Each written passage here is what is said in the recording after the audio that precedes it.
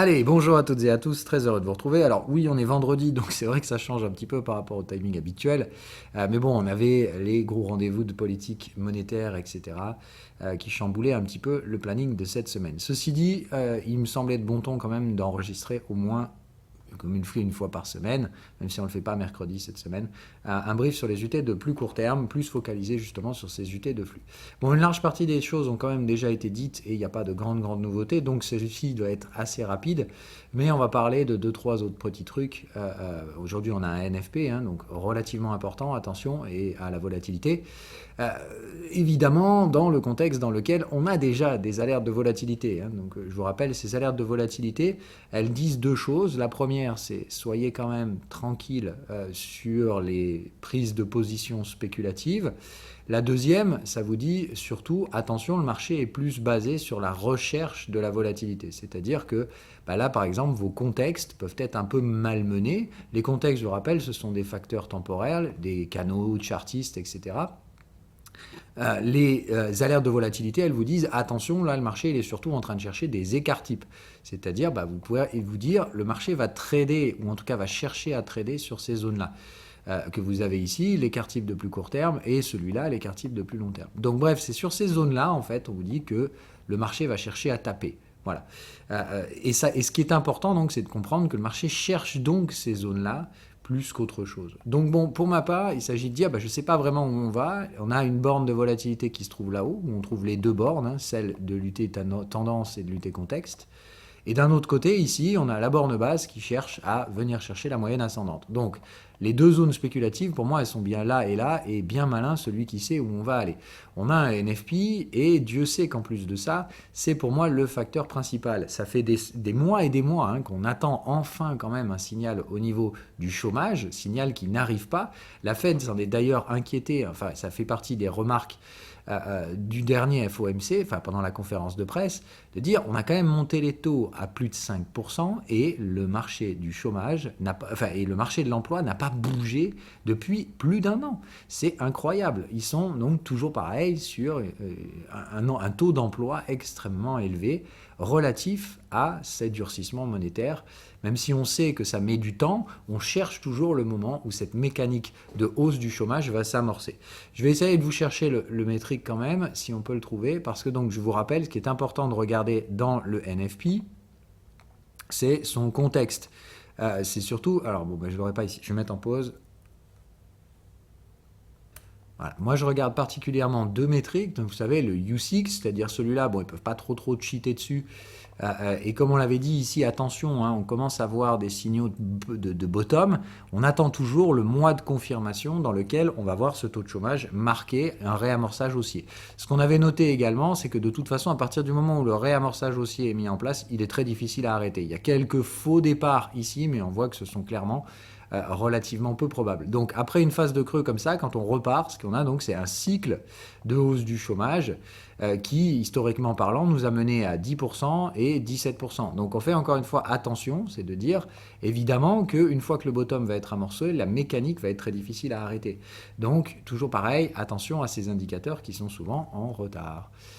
Donc on attend la confirmation de ces derniers. Même chose pour le taux de chômage, ici, hein, c'est juste deux mesures relativement dérivées, celle-là on a juste beaucoup plus d'historique.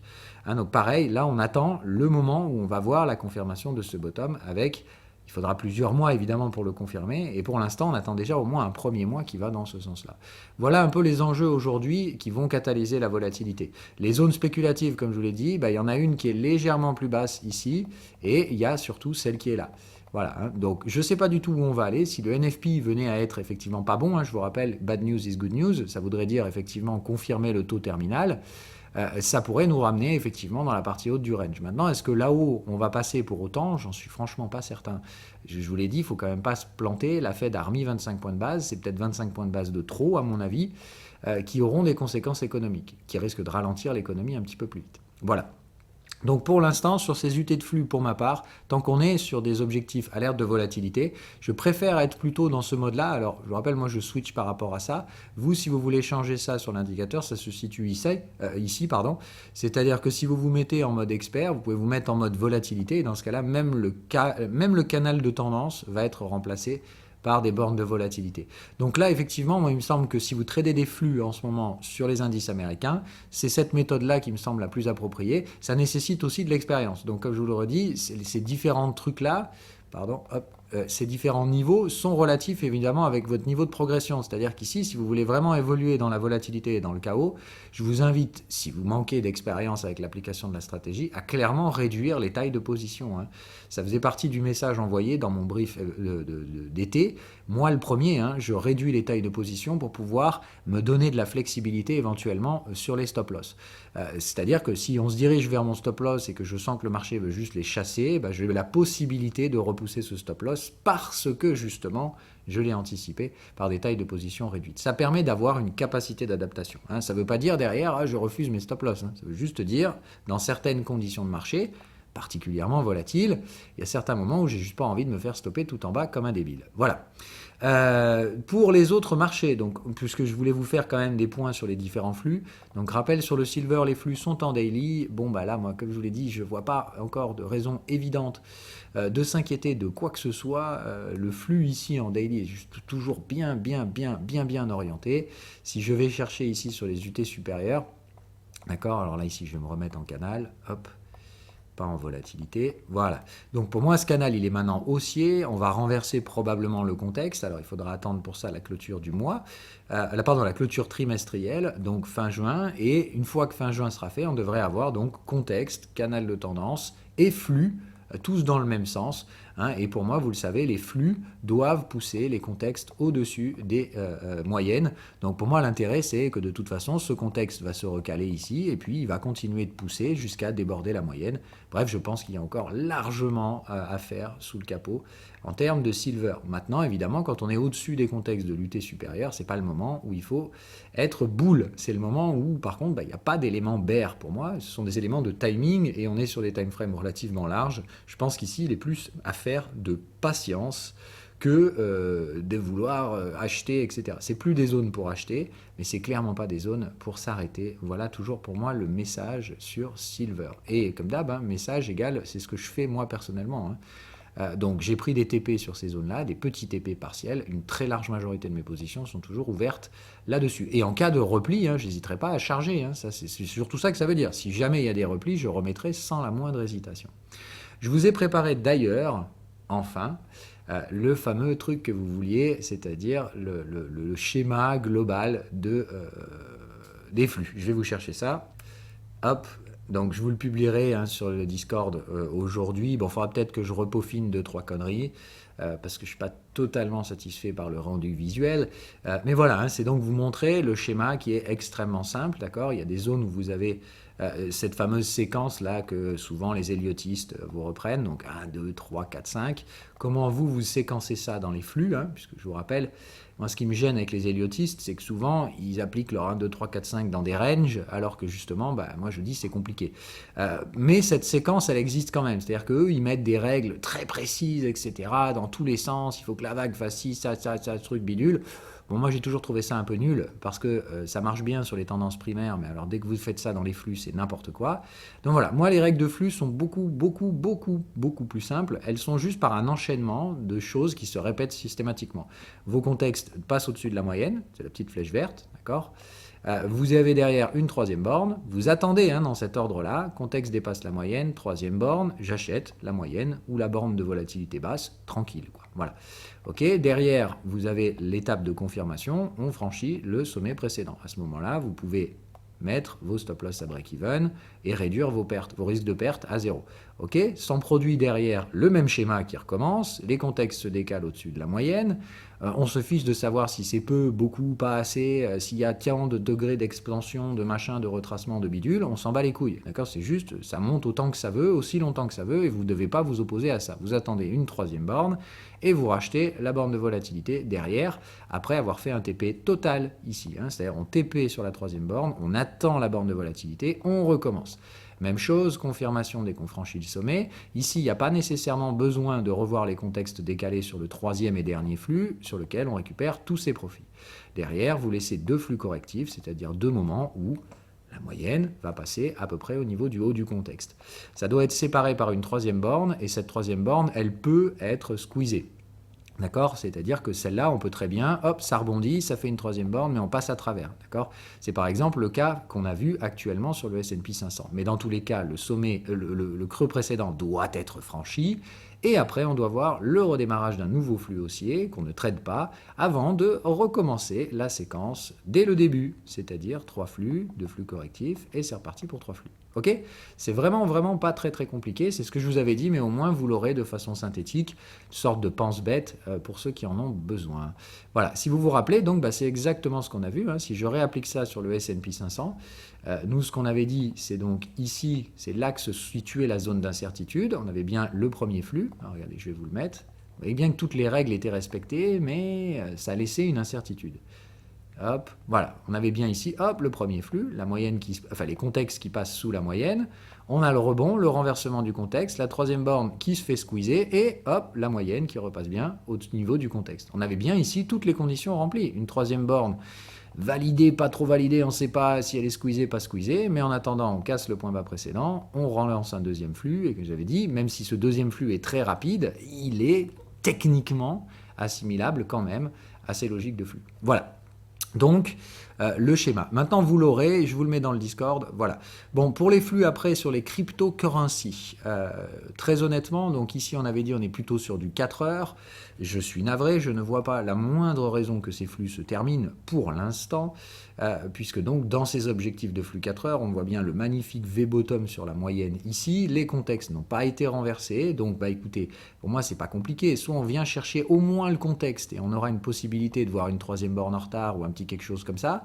Mais d'un autre côté, on l'a dit, de toute façon, la troisième partie du flux, qui se situe dans le schéma, elle se paiera sur la borne de volatilité basse. Donc, dans tous les cas, la seule question que vous avez à vous poser, c'est au pire, est-ce que je dois faire un TP sur Bitcoin avant de racheter beaucoup plus tard, peut-être qu'en juin, etc., la fameuse borne de volatilité basse. Vous savez aussi que les creux doivent rester ascendants, d'accord? Donc dans un flux, c'est-à-dire il faut au moins que cette borne de volatilité, elle commence à imaginer un dépassement des 20 000 $ avant de se dire quoi que ce soit. Actuellement, cette borne, elle est à 16 000 $. Donc pour moi, il y a trop de trucs qui collent pas pour juste dire, bon, ok, qu'est-ce que fait le marché en attendant? Il gagne du temps, oui.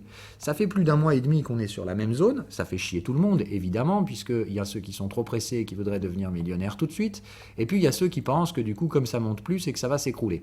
Bon, la réalité, c'est qu'on est au même niveau, il n'y a franchement rien à dire si ce n'est de brasser du vent pour rien, et à mon avis, on attend la prochaine impulsion qui ira, comme d'hab, en fait, déborder les contextes, etc., etc. Vous savez, vous connaissez ces trucs-là, ce sont les mêmes schémas qui se reproduisent en soi dans un flux. Je vous ai toujours répété de ne pas chercher à maîtriser la volatilité. Dans un flux, on s'en bat les couilles, c'est pas vous qui gérez ça. Donc, c'est pas parce que ça bouge plus depuis un moment que c'est bon ou mauvais signe, que ça bouge trop vite ou pas assez vite. Vous ne devez vraiment rien en avoir à foutre. Vos contextes ne sont pas retournés, il n'y a aucune espèce de raison de s'inquiéter. Voilà. Point, c'est tout. Et la seule question qu'il y aurait à se poser dans tous les cas, c'est pas une question de vente. À quel moment je parle de vente dans ces flux?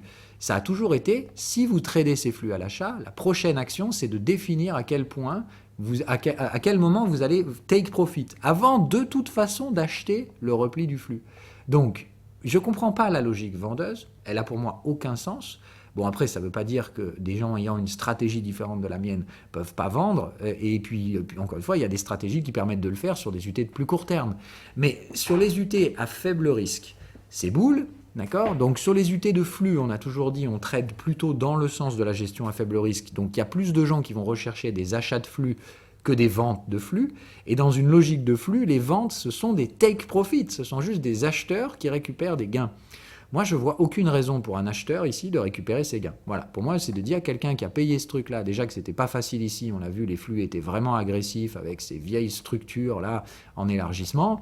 Dieu sait que naviguer ça, c'est une merde sans nom. Donc, ceux qui ont tradé ça, mais pourquoi se presseraient-ils à la sortie? Il n'y a aucune chose qui indique ça. On est en train de former des triangles. À mon avis, ces triangles, on va en sortir par le haut. La question, c'est quand, comment, qu'est-ce qui pourrait catalyser ça? Et très sincèrement, personnellement, ça me passe loin au-dessus de la tête. Voilà. C'est juste de dire, dans un flux, justement, de savoir à quel moment et pourquoi une accélération dans le sens du flux se déclenche, c'est le cadet de mes soucis. Je sais juste que les probabilités sont asymétriques. Pour moi, ce n'est pas 50% de chance d'aller au nord ou au sud. C'est clairement plus probable d'aller au nord. Par clairement, ça ne veut pas dire 100%. Voilà. Et c'est la seule chose que je peux apporter sur la table. Voilà. Le dernier élément, donc comme je l'ai dit, c'est le NFP aujourd'hui peut être un catalyseur. Ça pourrait être un déclencheur ou pas, on verra. Il y a plein d'autres choses. Hier, on avait aussi les résultats d'Apple qui sont pas franchement sexy. Ça fait 2 trimestres de suite en contraction year to year. C'est quand même pas sexy, mais bon, vous avez des mecs qui trouvent toujours un moyen de s'extasier. Vous avez Timmy qui nous balance à peu près 70 fois le mot India, India, India dans son rapport. Donc bon, bref, c'est de dire, c'est bien, hein, Apple veut s'ouvrir à l'Inde, mais en attendant, elle est en train de tourner le dos à la Chine, et si vous croyez que la Chine, elle va être contente d'entendre un truc pareil.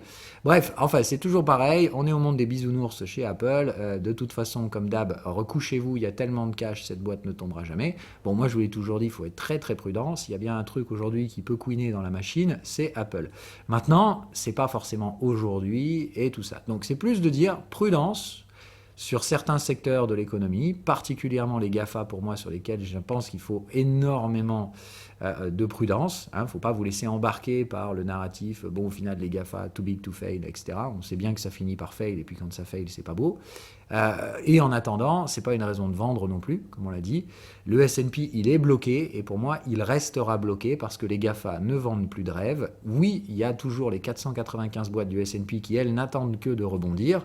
Mais pour l'instant, elles mangent des 25 points de base à chaque rendez-vous de politique monétaire, ce qui, pour l'instant, maintient une incertitude maximale. On ne voit aucun ralentissement au niveau du chômage et l'inflation, pas sur les chiffres que la Fed regarde. Si on regarde Trueflation, on voit qu'effectivement tout se pète la gueule, mais à côté de ça, c'est clairement pas le cas d'un point de vue mesure de la Fed. Donc encore une fois, attention, l'environnement macroéconomique, pour ma part, il n'est pas hyper bullish à Wall Street.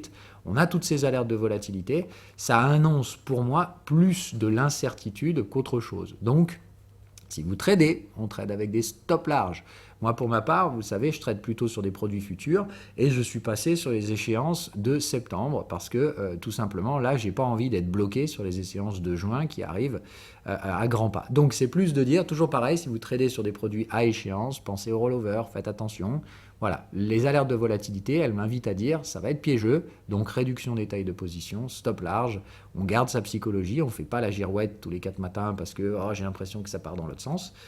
Les flux, pour ma part, sont quand même encore à trader à l'achat à Wall Street, mais la structure globale de prix est tout sauf facile à naviguer, et c'est également le ressenti que j'ai de mon côté.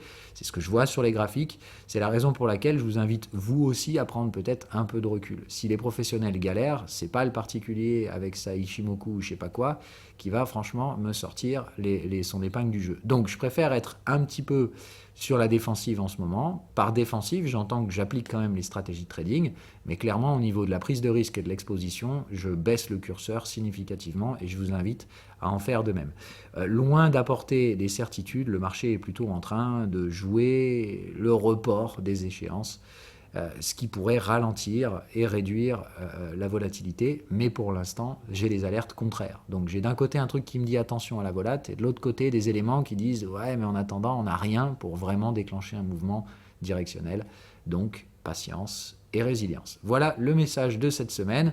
On en reparlera évidemment un petit peu plus dans les contextes de brief long terme la semaine prochaine, les interventions de la politique monétaire, etc. etc. Mais déjà sur les UT de flux, vraiment, soit on a des flux en place depuis déjà des UT beaucoup plus larges, les trucs comme Silver, tout ça, et là, mais rien à foutre de la Fed et tout ça, ça suit son cours tranquillement. Sur les cryptos, c'est pour moi relativement lié à ce qui se passe sur le S&P 500, même si on n'est pas sur les mêmes time frames. Je vous rappelle, sur le S&P 500, les flux sont en horaire. Sur les cryptos, les flux sont en 4 heures. Donc, attention à ne pas tout mélanger. Je sais qu'il y en a qui disent « Ouais, mais si il se passe ci sur les actions, les cryptos vont se péter la gueule. » Pour moi, non. D'accord ? Cette corrélation, elle a toujours été nulle. Elle a été temporaire pour ma part. Elle est plus ou moins terminée aujourd'hui. Elle existe encore et elle reviendra. Mais pour l'instant, cette corrélation entre les indices et les cryptos, pour ma part, n'existe pas vraiment. Donc attention à ces effets autoréalisateurs. Si la bourse monte, alors les cryptos s'envolent. Si les cryptos chutent, c'est que la bourse va baisser. Clairement, vous avez des éléments plus que contradictoires ces derniers mois. au moins ces dernières semaines, qui contredisent totalement ce narratif. Donc n'oubliez pas encore une fois que ceci n'a jamais été une pattern, ça n'a été pour moi que des gens qui balbutiaient des conneries à longueur de temps sur les réseaux, et qui se trompent pratiquement tout le temps, qui se sont trompés une fois de plus. Bref, concrètement, quand ils voient une corrélation, c'est le moment où elle s'arrête. Donc cette corrélation n'est pas une pattern, elle a toujours été temporaire, elle ne fait pas vraiment de sens, elle reviendra évidemment, et à chaque fois qu'elle va revenir, ces gars-là vous en parleront au même moment où elle va probablement s'interrompre. Donc attention, comme d'hab, à ne pas utiliser des patterns dont vous ne maîtrisez pas réellement les tenants et aboutissants techniques. Donc les corrélations, qu'à cela ne tienne, ça reste quelque chose qu'on peut utiliser dans le trading un peu plus professionnel, mais ça ne fait pas partie de la stratégie que moi je vous apprends. À aucun moment je vous ai dit que vous devez altérer vos gestions du risque parce qu'il y a une corrélation ou ceci, cela. Donc pour l'instant, vous restez soft, ok, vous tradez vos graphiques, c'est-à-dire pour l'instant c'est haussier sur les cryptos, à Wall Street on ne sait pas. Et sur les métaux précieux, c'est boule, mais il faut être patient parce que sur Silver, il y a quand même eu un beau rallye. Gold a déjà refait des ATH. Donc pour l'instant, patience. Ok. Dans les timings en place sur les flux Silver, etc., les cycles devraient se terminer l'année prochaine. Donc ça veut dire 1 an. Hein. Donc attention à ne pas regarder ce genre de graphique au jour le jour. C'est hyper important. Voilà les différents messages pour que vous passiez une bonne semaine. Bon, la semaine est déjà finie, on va pas se mentir. Donc, on se voit lundi pour les briefs hebdo. Alors, peut-être que mardi, évidemment, parce que lundi est encore férié. Donc, je ne sais pas, évidemment, quel sera le timing de release de mon côté. En attendant, je vous publie ce jour dans le Discord les logiques de flux. Comme ça, vous aurez l'anti-sèche pour ceux qui la voulaient depuis un bon moment.